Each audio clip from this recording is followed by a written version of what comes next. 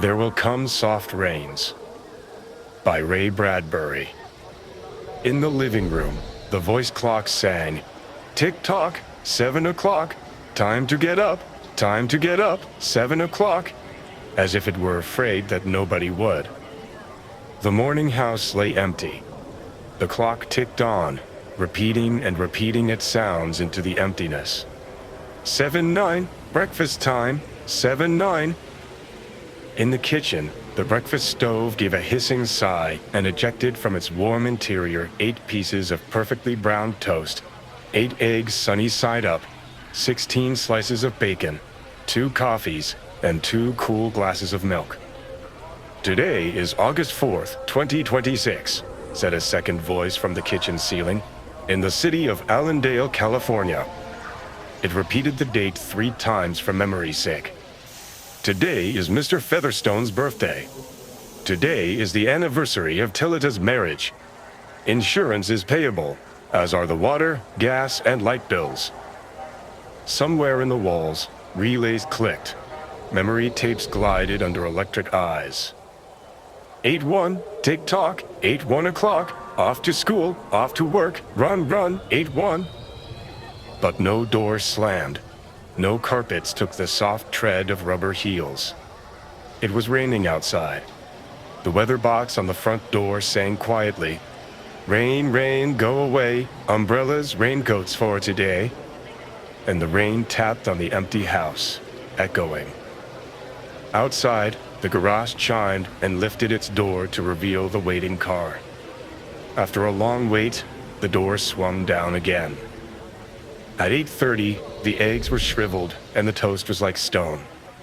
An aluminum wedge scraped them into the sink, where hot water whirled them down a metal throat which digested and flushed them away to the distant sea. The dirty dishes were dropped into a hot washer and emerged twinkling dry. 9:15, sang the clock. "Time to clean." Out of warrens in the wall, tiny robot mice darted. The rooms were acrawl with the small cleaning animals, all rubber and metal. They thudded against chairs, whirling their mustached runners, kneading the rug nap, sucking gently at hidden dust. Then, like mysterious invaders, they popped into their burrows. Their pink electric eyes faded. The house was clean. 10 o'clock. The sun came out from behind the rain. The house stood alone in a city of rubble and ashes. This was the one house left standing. At night, the ruined city gave off a radioactive glow which could be seen for miles. 10:15. The garden sprinklers whirled up in golden founts, filling the soft morning air with scatterings of brightness. The water pelted window panes, running down the charred west side where the house had been burned, evenly free of its white paint. The entire west face of the house was black, save for 5 places. Here, the silhouette in paint of a man mowing a lawn. Here, as in a photograph, a woman bent to pick flowers. Still farther over, their images burnt on wood in one titanic instant, a small boy, hands flung into the air. Higher up, the image of a thrown ball, and opposite him a girl, hands raised to catch a ball which never came down. The 5 spots of paint, the man, the woman, the children, the ball, remained. The rest was a thin charcoal layer. The gentle sprinkler rain filled the garden with falling light. Until this day, how well the house had kept its peace. How carefully it had inquired, "Who goes there? What's the password?" And getting no answer from lonely foxes and whining cats, it had shut up its windows and drawn shades in an old maidenly preoccupation with self-protection which bordered on a mechanical paranoia. It quivered at each sound, the house did. If a sparrow brushed a window, the shade snapped up. The bird, startled, flew off. No, not even a bird must touch the house. 12 noon. A dog whined, shivering on the front porch. The front door recognized the dog voice and opened. The dog, once huge and fleshy, but now gone to bone and covered with sores, moved in and through the house, tracking mud. Behind it whirred angry mice, angry at having to pick up mud, angry at inconvenience. For not a leaf fragment blew under the door, but what the wall panels flipped open and the copper scrap rats flashed swiftly out. The offending dust, hair, or paper, seized in miniature steel jaws, was raced back to the burrows. There, down tubes which fed into the cellar, it was dropped into the sighing vent of an incinerator, which sat like evil Baal in a dark corner. The dog ran upstairs, hysterically yelping to each door, at last realizing, as the house realized, that only silence was here. It sniffed the air and scratched the kitchen door. Behind the door, the stove was making pancakes, which filled the house with a rich, baked odor and the scent of maple syrup. The dog frothed at the mouth, lying at the door, sniffing, its eyes turned to fire. It ran wildly in circles, biting at its tail, spun in a frenzy, and died. It lay in the parlor for an hour. 2 o'clock, sang a voice. Delicately sensing decay at last, the regiments of mice hummed out as softly as blown gray leaves in an electrical wind. 2:15. The dog was gone. In the cellar, the incinerator glowed suddenly, and a whirl of sparks leaped up the chimney. 2:35. Bridge tables sprouted from patio walls. Playing cards fluttered onto pads in a shower of pips. Martinis manifested on an oaken bench with egg salad sandwiches. Music played. But the tables were silent, and the cards untouched. At 4 o'clock, the tables folded like great butterflies back through the paneled walls. 4:30. The nursery walls glowed. Animals took shape. Yellow giraffes, blue lions, pink antelopes, lilac panthers cavorting in crystal substance. The walls were glass. They looked out upon color and fancy. Hidden films clocked through well-oiled sprockets, and the walls lived. The nursery floor was woven to resemble a crisp cereal meadow. Over this ran aluminum roaches and iron crickets, and in the hot, still air, butterflies of delicate red tissue wavered among the sharp aroma of animal spores. There was the sound like a great matted yellow hive of bees within a dark bellows, the lazy bumble of a purring lion. And there was the patter of okapi feet and the murmur of a fresh jungle rain, like other hooves falling upon the summer-starched grass. Now the walls dissolved into distances of parched grass, mile on mile, and warm, endless sky. The animals drew away into thorn breaks and water holes. It was the children's hour. 5 o'clock. The bath filled with clear, hot water. 6, 7, 8 o'clock.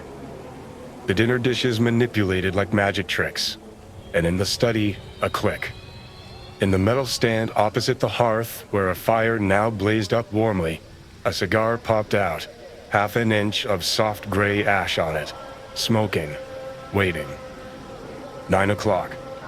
The beds warmed their hidden circuits, for nights were cool here. 9:05. A voice spoke from the study ceiling. "Mrs. McClellan, which poem would you like this evening?" The house was silent. The voice said at last, "Since you express no preference, I shall select a poem at random." Quiet music rose to back the voice. "Sarah Teasdale, as I recall, your favorite.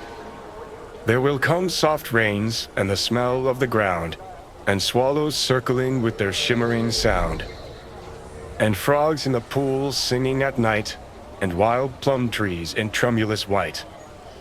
Robins will wear their feathery fire, whistling their whims on a low fence wire.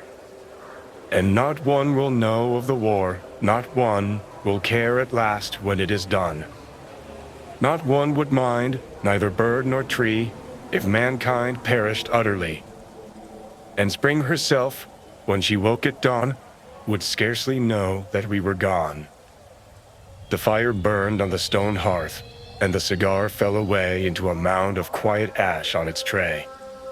The empty chairs faced each other between the silent walls, and the music played. At 10 o'clock, the house began to die. The wind blew. A falling tree bough crashed through the kitchen window. Cleaning solvent, bottled, shattered over the stove. The room was ablaze in an instant. "Fire!" screamed a voice. The house lights flashed. Water pumps shot water from the ceilings. But the solvent spread on the linoleum, licking, eating under the kitchen door, while the voices took it up in chorus. "Fire! Fire! Fire!" The house tried to save itself. Doors sprang tightly shut, but the windows were broken by the heat, and the wind blew and sucked upon the fire. The house gave ground as the fire in 10 billion angry sparks moved with flaming ease from room to room and then up the stairs, while scurrying water rats squeaked from the walls, pistoled their water, and ran for more. And the wall sprays let down showers of mechanical rain. But too late. Somewhere, sighing, a pump shrugged to a stop. The quenching rain ceased. The reserve water supply, which had filled baths and washed dishes for many quiet days, was gone. The fire crackled up the stairs. It fed upon Picassos and Matisses in the upper halls like delicacies, baking off the oily flesh, tenderly crisping the canvases into black shavings. Now the fire lay in beds, stood in windows, changed the colors of drapes. And then, reinforcements. From attic trap doors, blind robot faces peered down with faucet mouths gushing green chemical. The fire backed off, as even an elephant must at the sight of a dead snake. Now there were 20 snakes whipping over the floor, killing the fire with a clear, cold venom of green froth. But the fire was clever. It had sent flame outside the house, up through the attic to the pumps there. An explosion. The attic brain which directed the pumps was shattered into bronze shrapnel on the beams. The fire rushed back into every closet and felt of the clothes hung there. The house shuddered, oak bone on bone, its barred skeleton cringing from the heat, its wire, its nerves revealed as if a surgeon had torn the skin off to let the red veins and capillaries quiver in the scalded air. "Help! Help! Fire! Run! Run!" Heat snapped mirrors like the first brittle winter ice, and the voices wailed, "Fire! Fire! Run! Run!"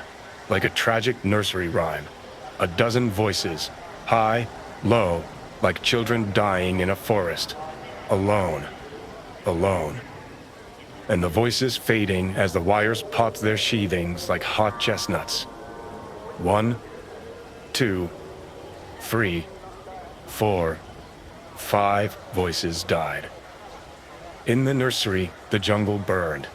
Blue lions roared. Purple giraffes bounded off. The panthers ran in circles, changing color. And 10 million animals, running before the fire, vanished off toward a distant steaming river. 10 more voices died. In the last instant under the fire avalanche, other choruses, oblivious, could be heard announcing the time, cutting the lawn by remote control mower, or setting an umbrella frantically out and in, the slamming and opening front door, 1,000 things happening. Like a clock shop when each clock strikes the hour insanely before or after the other. A scene of maniac confusion, yet unity.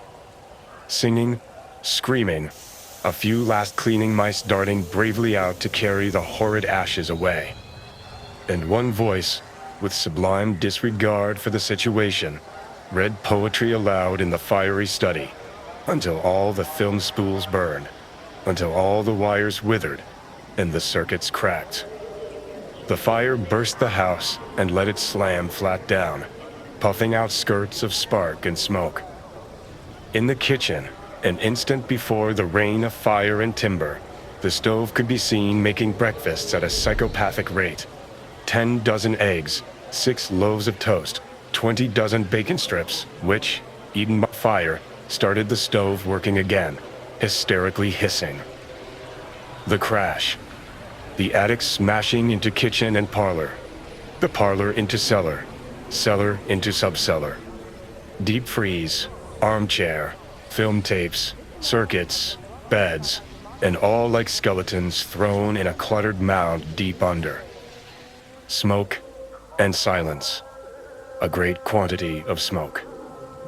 Dawn showed faintly in the east. Among the ruins, one wall stood alone. Within the wall, a last voice said, over and over again and again, even as the sun rose to shine upon the heaped rubble and steam. Today is August 5th, 2026. Today is August 5th, 2026. Today